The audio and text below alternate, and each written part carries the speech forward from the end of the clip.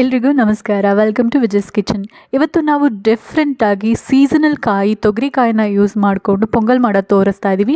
Normal pongal ಎಲ್ಲರೂ ಮನೆಯಲ್ಲೂ ಮಾಡ್ತಾರೆ. ಈ ಥರ ಸೀಸನಲ್ಲಿ ಬರುವಂತಹ ತೊಗರಿಕಾಯಿ ಅವರೆಕಾಯಿಯನ್ನು ಯೂಸ್ ಮಾಡ್ಕೊಂಡು ನೀವು ಹೇಗೆ ಡಿಫ್ರೆಂಟಾಗಿ ಪೊಂಗಲ್ನ ಮಾಡ್ಕೋಬೋದು ಅಂತ ತೋರಿಸ್ತಾ ಇದ್ದೀವಿ.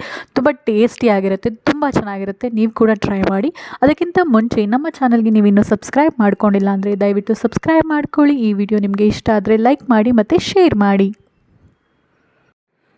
ಮೊದಲಿಗೆ ನಾವಿಲ್ಲಿ ಒಂದು ಕುಕ್ಕರ್ನ ತೆಗೆದುಕೊಂಡು ಅದಕ್ಕೆ ಚೂರು ಆಯಿಲ್ನ ಹಾಕ್ಕೊಂಡಿದ್ದೀವಿ, 1 ಟೇಬಲ್ ಸ್ಪೂನಷ್ಟು. ಆಮೇಲೆ 1 ಲೋಟ ನಾವು ಇಲ್ಲಿ ಹೆಸರುಬೇಳೆಯನ್ನು ತೊಗೊಂಡಿದ್ದೀವಿ. ನೀವು ಕ್ವಾಂಟಿಟಿಯನ್ನು ನಿಮ್ಮ ಮನೆಯಲ್ಲಿ ಎಷ್ಟು ಜನ ಇದ್ದಾರೆ ಅದನ್ನು ನೋಡಿ ತೊಗೋಬಹುದು.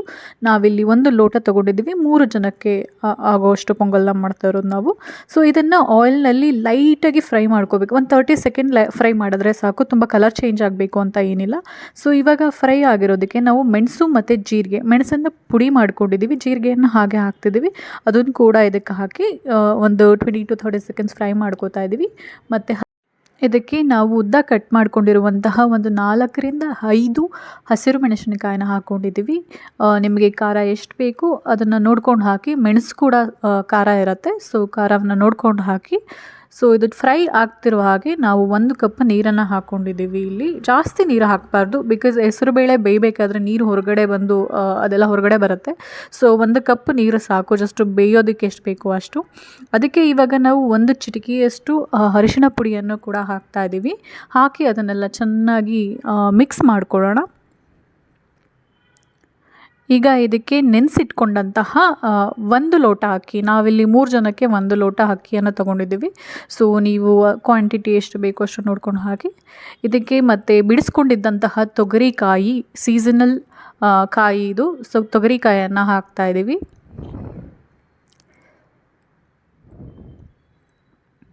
ಮತ್ತು ಕಟ್ ಮಾಡಿ ತೊಳೆದಿಟ್ಕೊಂಡಿರುವಂತಹ ಕೊತ್ತಂಬರಿ ಸೊಪ್ಪು, ಅದನ್ನು ಕೂಡ ಕುಕ್ಕರ್ಗೆ ಹಾಕ್ತಾ ಇದ್ದೀವಿ. ಮತ್ತು ರುಚಿಗೆ ಎಷ್ಟು ಬೇಕು ಅಷ್ಟು ಉಪ್ಪನ್ನು ಹಾಕಿ ಇದನ್ನೆಲ್ಲ ಚೆನ್ನಾಗಿ ನಾವು 1-2-3 ಸರಿ ಬಾಡಿಸ್ಕೊಂಡು ಕುಕ್ಕರ್ ಮುಚ್ಚಳವನ್ನು ಹಾಕಿ 2 ವಿಷಲ್ ಬರೋವರೆಗೂ ಬಿಡಬೇಕಾಗತ್ತೆ.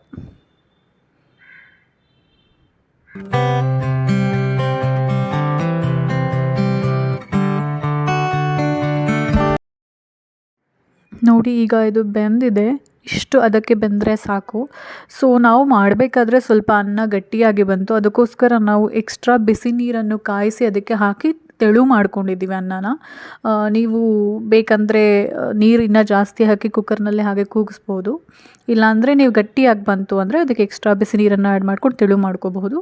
ಇದಕ್ಕೆ ಇವಾಗ ಒಗ್ಗರಣೆಗೆ ನಾವು ಒಂದು ಚಿಕ್ಕ ಬಾಣಲಿಗೆ ಎಣ್ಣೆ ಮತ್ತು ತುಪ್ಪ ಹಾಕಿ ಅದಕ್ಕೆ ಸ್ವಲ್ಪ ಹಿಂಗು, ಸಾಸಿವೆ ಮತ್ತು ಕರಿಬೇವು ಮತ್ತು ಪೀಸ್ ಮಾಡ್ಕೊಂಡಿರುವಂತಹ ಗೋಡಂಬಿ, ಇದಿಷ್ಟನ್ನು ನಾವು ಚೆನ್ನಾಗಿ ಬಾಡಿಸ್ಕೋಬೇಕಾಗತ್ತೆ.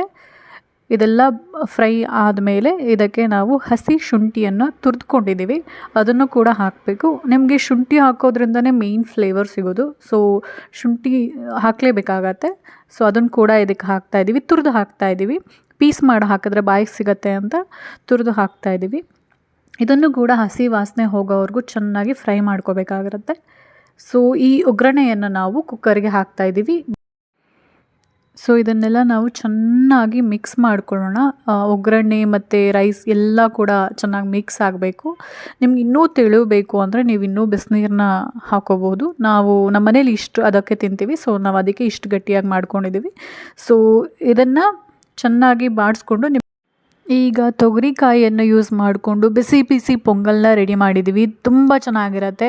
ತೊಗರಿಕಾಯಿ ಅವಾಗವಾಗ ಬಾಯಿಗೆ ಸಿಗ್ತಾ ಇರುತ್ತೆ, ತುಂಬ ಟೇಸ್ಟಿಯಾಗಿರುತ್ತೆ. ಇದನ್ನು ನೀವು ಕೂಡ ಟ್ರೈ ಮಾಡಿ ತೊಗರಿಕಾಯಿ ಸೀಸನ್ ಬಂದಾಗ.